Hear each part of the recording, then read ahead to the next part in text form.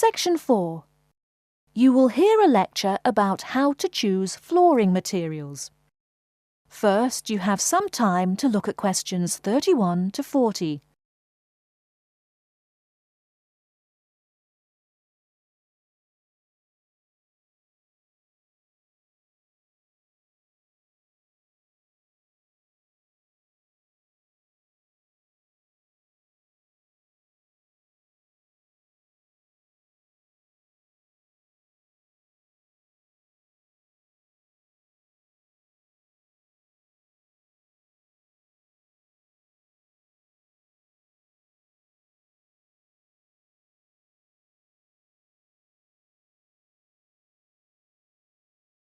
Now, listen carefully and answer questions 31 to 40. We've been talking about choosing building materials in the last week. Now, a great many factors influence the choice of building materials. You can't make a house of cards, right? And people who live in glass houses and all that. Anyhow, today I'd like to say a few words about flooring. Some artificial materials can be used, like plastic for instance, which offer mixed blessings when used as a flooring surface. On the one hand, plastic is cheaper than nearly any other alternative, short of bare ground. Plastic also does not warp like wood. On the other hand, the best that can be said about plastic is that it looks like wood or stone. However, it cannot replace the real materials. As I have mentioned, I'm fixing up a new house. The decorator my wife hired told me plastic does a great job of looking exactly like plastic. Besides, it scratches easily, fades or discolors, and starts cracking within a year or two. So, if you're fitting out a sleazy hotel or plan to live in a trailer park, go with the plastic. Really though, for all intents and purposes, this leaves us with wood or stone as choices for flooring. Stone and wood are alike in at least one respect. Both go through processing before they can be put to use. Since few of us cut our own lumber or quarry our own stone, this is not perhaps a pressing concern.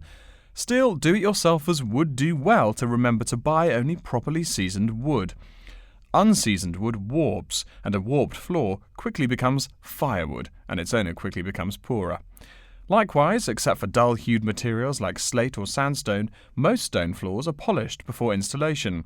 The choice goes well beyond just wood or stone. Each type requires many further considerations. A few special remarks are called for when considering wood. For example, as always, aesthetics, personal taste, and layout all play roles, as well as the type of house or room. Oh, and certainly don't forget the cost. When it comes to cost, a rule of thumb is that the softer and less exotic the wood, the lower the cost. In the US, for instance, pine is both ubiquitous and cheap. Mahogany is imported and exorbitantly expensive. If you're on any kind of budget when remodeling, it's really helpful to remember to go for the softer woods.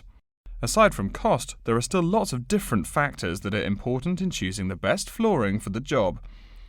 Continuing with the example of wood, one must consider the effects of each type of wood on the mood of the room.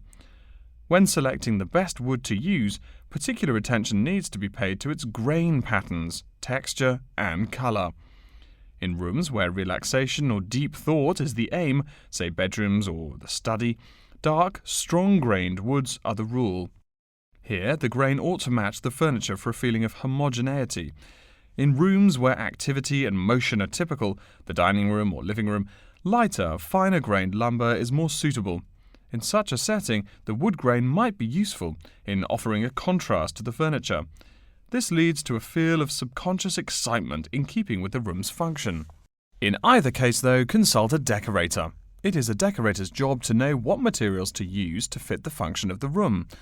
Though some things about putting together a room are subjective and based on one's individual taste, materials appropriate to a room's function are much more straightforward.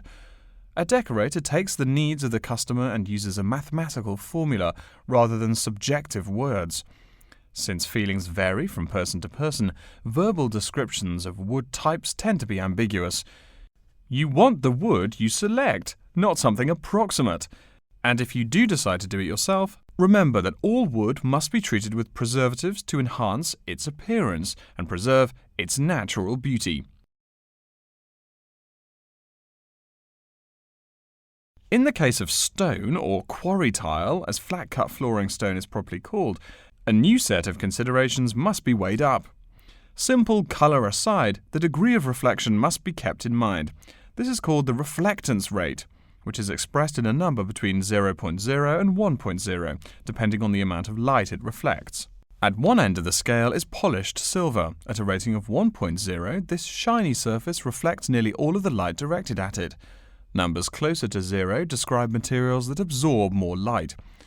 Moving down the scale a bit, we see that plastic that has been painted white has a rate of 0.8, which makes sense. We know that the colour white reflects all other colour, while black absorbs all colour, and plastic itself is a relatively reflective material. Materials that are denser and darker have reflectance rates much closer to 0. The quarry tile I mentioned a while ago has a rate of 0.1. As you may know, quarry tile is generally dark brown and made from clay, so it is quite dense. Of course, there is considerable variation among types of quarry tile because of the hue or treatment of the clay during its creation. Does anyone have any guesses as to what material may have a rate of almost 0.0? We can guess most of these materials are black in colour, but plastic, wood and even stone reflect some light. One material with a rate of almost 0.0 is black velvet. The texture produces almost no shine at all. Carrara marble, despite its white hue, is actually lower in reflectivity than black onyx. In any case, the fact that tiles vary somewhat should not be forgotten. A highly reflective floor would not be suitable in a library. It would be indispensable in a ballroom, should your home be large enough to feature one. Again, a rule of thumb is that light means lively. Since form and material follow function, one should only use the more reflective materials in rooms where the cultivation and expression of energy is important. Bear in mind, too, that most types of stone cost more than all but the rarest of wood. Of course, there is no reason why some rooms of a house should not feature wood floors or other stone tiles. You can even mix the two. A room with wood panels on the walls can have a beautiful stone floor. My bedroom has white birch walls and a light blue slate floor. The place looks like a Russian hunting lodge. Remember though, go with what feels right for you. Good taste and the laws of interior design are the homeowner's servants, not his master. It's only beautiful when you decide it is. I mean, you're the one who lives there, not the decorator, right? Okay, are there any questions? That is the end of Section 4. You now have half a minute to check your answers.